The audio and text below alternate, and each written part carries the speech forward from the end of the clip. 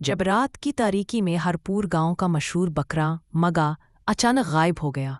गांव वाले हैरान, चौधरी साहब परेशान और बट्टो, वो लड़का जिसने सिर्फ एक बात कही, मैं वादा करता हूँ मगा वापस आएगा हर हाल में। लेकिन ये सिर्फ एक वादा ना था, ये एक जंग थी। ईमान। ये है हरपुर गांव, जहां हर साल लगता है बकरे का बड़ा मेला। लोग आते हैं दूर दूर से और इस बार सबकी नजरें एक ही बकरे पर थीं। मगा, चमकता सफेद जिस्म, सुनहरी दाढ़ी और ऐसा रूप के लोग देखते ही रह जाएं।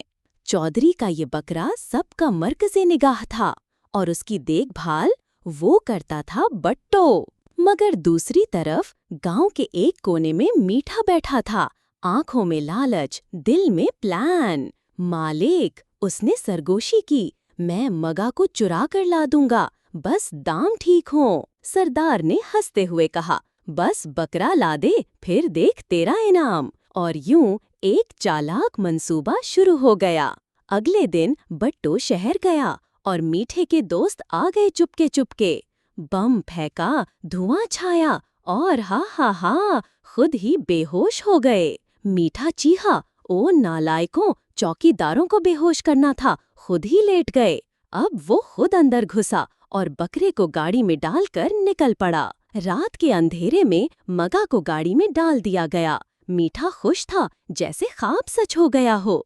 चलो नसीबों, हम अमीर हो जाएंगे। मगर कहानी अभी बाकी थी। नसीबों ने जैसे ही दरवाजा खोला, मगा ने जोर से टक्कर मारी। बैम! नसीबो हवा में उड़ी और मगा बाहर भाग निकला। हाय, मैं मर गई, नसीबो चीखी, ये बकरा नहीं तूफान है। मगा भागता भागता जा पहुंचा खेतों में। टमाटर उड़े, पालक बिखरी और मटर ने छलांगे लगाईं। लोग चिल्लाए, चौधरी का बकरा पागल हो गया है। गांव में कयामत का मंजर बन गया।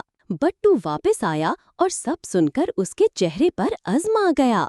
ये बकरा मैं वापस लाकर रहूंगा। मीठा जाल बिछाता है, घास रखी जाती है और मगा आहिस्ता आहिस्ता जाल की तरफ बढ़ता है। बस जैसे ही बकरा गाड़ी में डाला गया, बट्टू आया और टायर पंक्चर।